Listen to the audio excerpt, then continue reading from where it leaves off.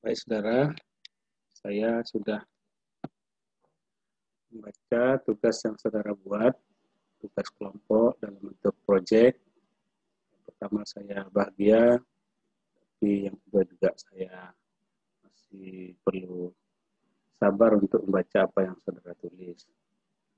Berikut ini saya share atau saya perlihatkan kepada saudara beberapa hasil ya.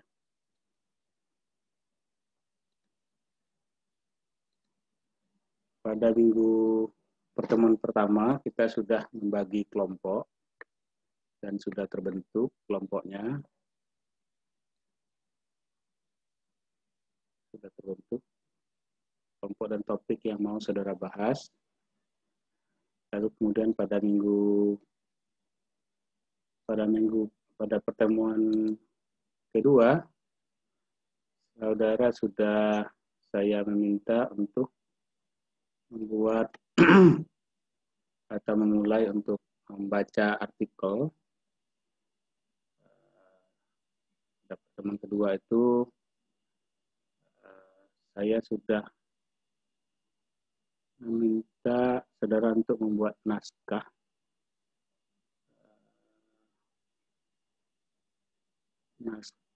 dan untuk tugas dengan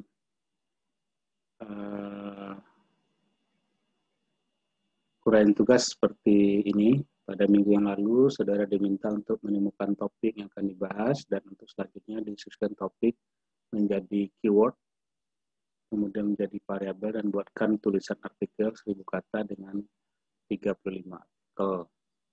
Dengan 35 artikel sumber ya.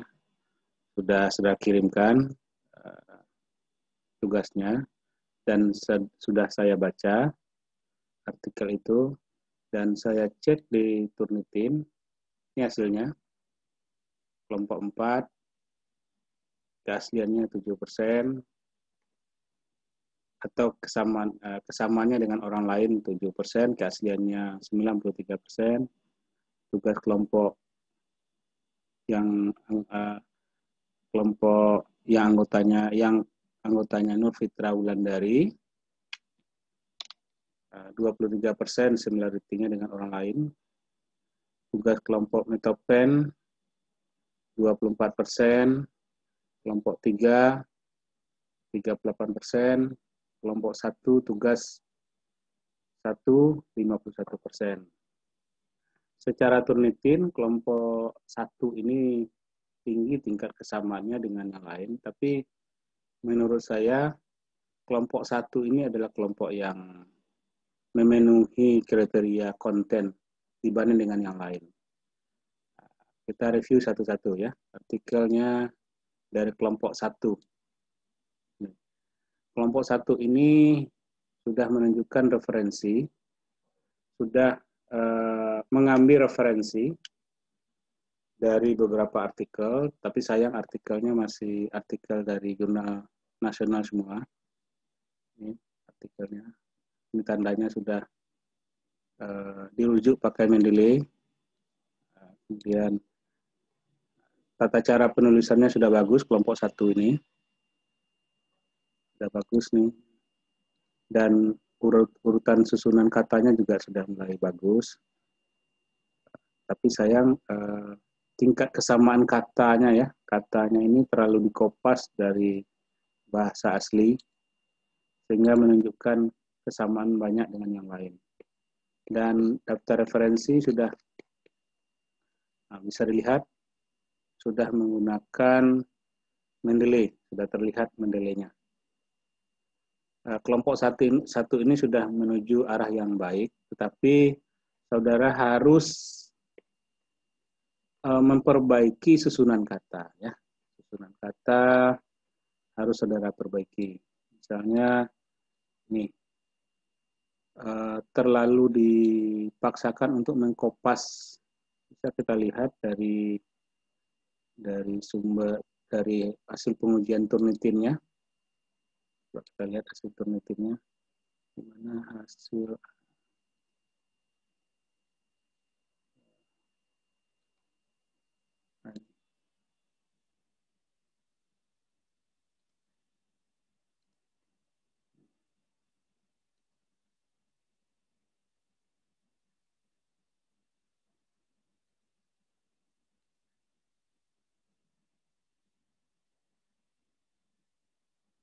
hasil penelitiannya. Bisa saudara lihat.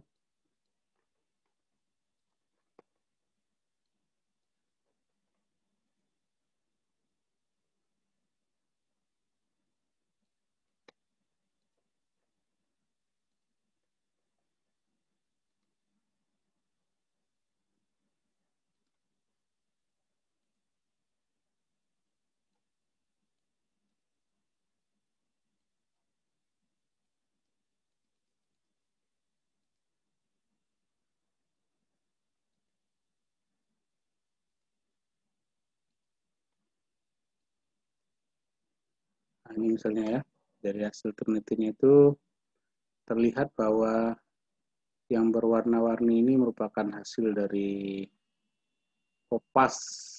Jadi kalau saudara menulis pendapat orang lain itu, kita pahami artikelnya, apa maksud dari artikelnya itu.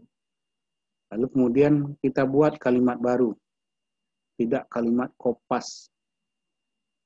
Ini bisa dilihat warna-warninya.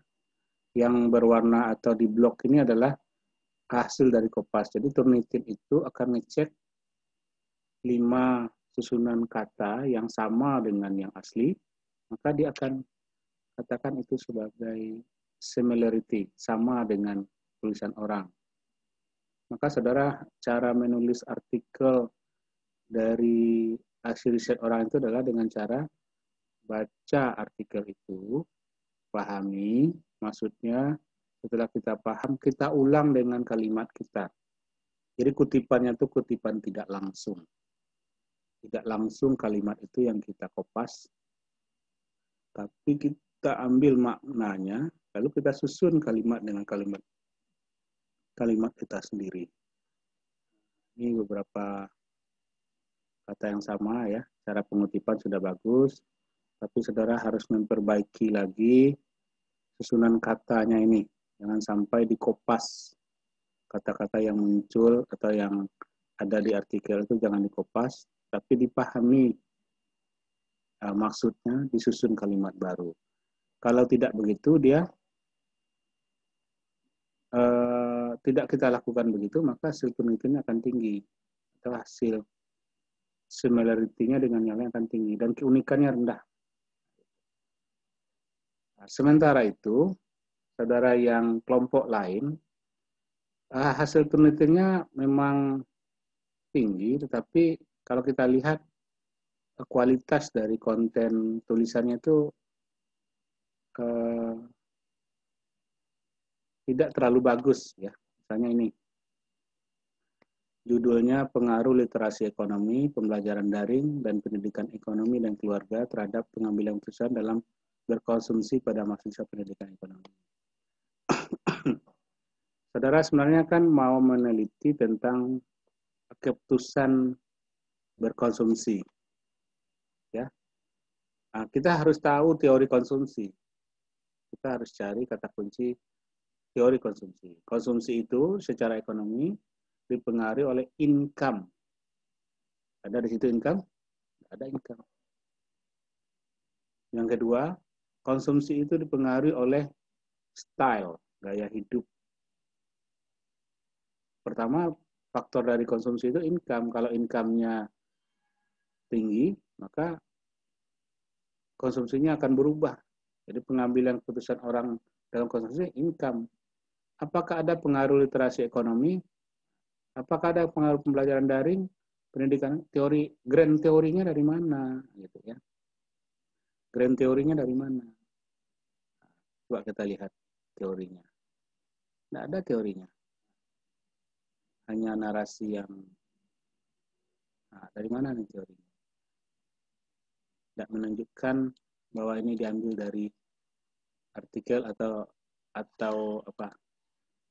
Mendeley ya, tidak menggunakan Harzing, tapi cara lama ini. Jadi ini tidak memenuhi cara untuk menulis artikel. Pertama, teorinya tidak duduk oleh saudara, grand teorinya. Apa grand teorinya? Jadi kita mau fokuskan ini terhadap pengambilan keputusan. Jadi masalahnya itu dalam pengambilan keputusan konsumsi. Teorinya adalah dasar ilmunya ekonomi. keputusan konsumsi, teorinya teori ekonomi, tidak bisa dipakai teori lain. Karena aspek konsumsi itu dalam ekonomi mikro, kita belajar ekonomi mikro atau ekonomi makro, konsumsi dipengaruhi oleh disposable income, pendapatan yang bisa dibawa pulang. Konsumsi juga dipengaruhi oleh harga. Semakin tinggi harga, maka konsumsi akan turun.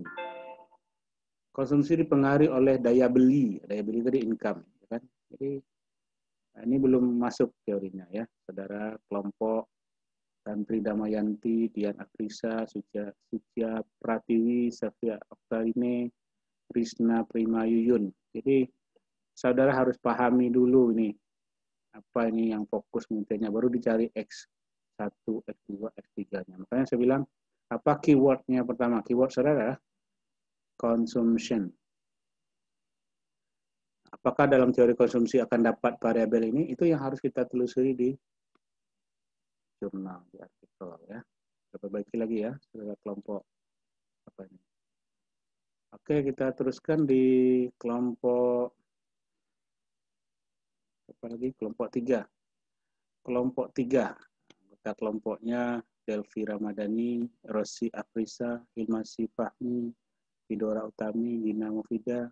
Dampak pandemi COVID terhadap pemanfaatan e-learning. Masalahnya sebenarnya yang mau saudara teliti adalah e-learning. Apa yang saya juga ingin bertanya, apa masalahnya di e-learning? Kalau sudah mengatakan bahwa e-learning itu rendah pemanfaatannya, bagaimana saudara mengungkap data? Ini tidak masuk kalau dalam penulisan artikelnya belum terlihat ada tanda-tanda bahwa saudara menggunakan Mendeley, tidak argumentatif sifatnya, ini kemungkinannya tidak berargumentatif, hanya narasi-narasi yang jadi tidak argumentatif juga. Referensinya Kompasiana, sumbernya tidak sumber yang dianjurkan ya dalam penelitian artikel. Ada WordPress, Kompasiana. Kemarin saya sudah sampaikan, sudah ngambil di jurnal yang bagus, tapi diambil di sini. Oke, itu untuk kelompok ini. Kita teruskan di kelompok mana lagi? Kelompok 3, kelompok 1. Ini sudah tadi.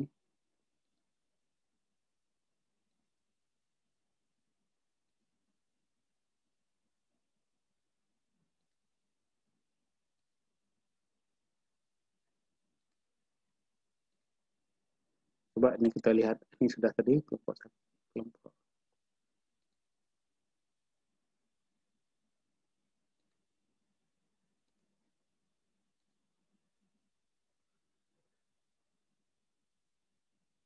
Nah, ini lagi. Kita lihat ini menurunnya minat belajar di masa pandemi, boros paket, dan motivasi terhadap pembelajaran daring. Saudara sebenarnya kan mau meneliti tentang fokusnya ke pembelajaran daring. Apa masalahnya di sini? Ini yang harus saudara, yang mau saudara selesaikan itu adalah variabel Y, ya. Apa yang menyebabkan Y? Apa yang menyebabkan variabel terikat itu? Kemudian faktor yang pengaruh adalah variabel bebas X-nya.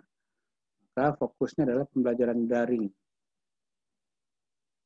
Apa yang menyebabkan pembelajaran daring naik, turun, rendah, tinggi? Nah, itu yang sudah bahas. Dan miskin sekali dengan referensi yang sudah buat ini.